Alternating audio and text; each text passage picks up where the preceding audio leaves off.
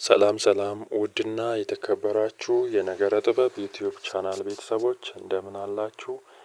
ዛሬ ደግሞ አስደናቂ የሆነ ጥበብ ነው ይዤላችሁ የመጣሁት። እንግዲህ ይህንን አስማት ለምን ሲጠቀሙበት ነበር አባቶቻችን? ጥይት እንዳይመታቸው፣ ቢላ እንዳይወጋቸው፣ እንዲሁም ከዱላ ከድንጋይ ራሳቸውን የሚጠቀሙበት ጠለቅ ያለ አስማት ነው ማለት ነው። ውድ የነገረ ጥበብ ቤተሰቦች የዛሬውን አስማት ከመጀመራችሁ በፊት ከመሞከራችሁም በፊት እንግዲህ አበረታቱኝ እላችኋለሁ። ቻናሉን ሰብስክራይብ አድርጉ።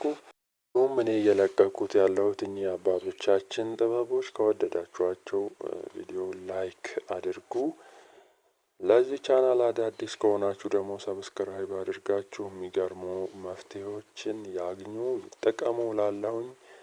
እሺ እንግዲህ ወደ አስማታዊ ቃሉ እገባለሁ እና ከቀጥሎ ደግሞ ገቢሮቹን እነግራችኋለሁ። እሺ እንግዲህ ውድ ቤተሰቦቼ ይኸው አስማታዊ ቃሉ ከላይ እዚህ ስክሪኑ ላይ እንዳስቀመጥኩላችሁ ነው። እየተከታተላችሁኝ ቃላቱን መለማመድ ትችላላችሁ። እንግዲህ ውድ ቻናሌ ቤተሰቦች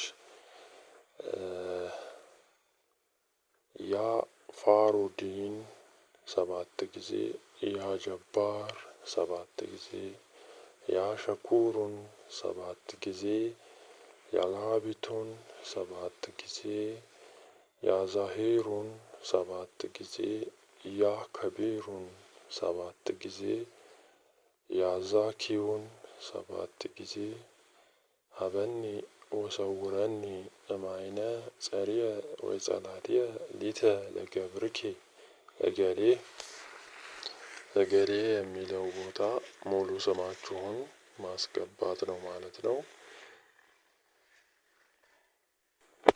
ከዛ በኋላ ገቢሩ ወይንም ደግሞ አሰራሩ ሙሉ እንዲሆን እንደሚሆነው ይህ አስማት እንዴት ነው የሚሰራላችሁ? በመጀመሪያ በሰባቱ ቀለማት በነጭ ወረቀት ላይ መጻፍ ነው። ልሙጥ ወረቀት ማለት ነው፣ ምንም መስመር የሌለው።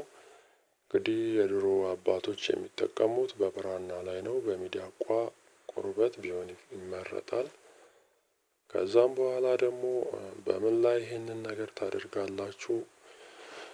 49 ጊዜ ስማችሁን እያስገባችሁ በዛ በሰባቱ ቀለማት የጻፋችሁት ወረቀት ላይ ከደገማችሁ በኋላ ቀጥላችሁ የምታደርጉት ነገር የጥንጁት፣ የፍየል ፈጅ፣ የጉሎና የኮክባ የእነኝህን እጽዋቶች ተቀጽላ ጨምራችሁ 49 ጊዜ በላዩ ላይ ደግማችሁ በቀኝ እጃችሁ መያዝ ነው ማለት ነው። የተፈተነ አስማት ነው። እንግዲህ ተጠቀሙበት ላለሁም ቸር ሰንብቱ።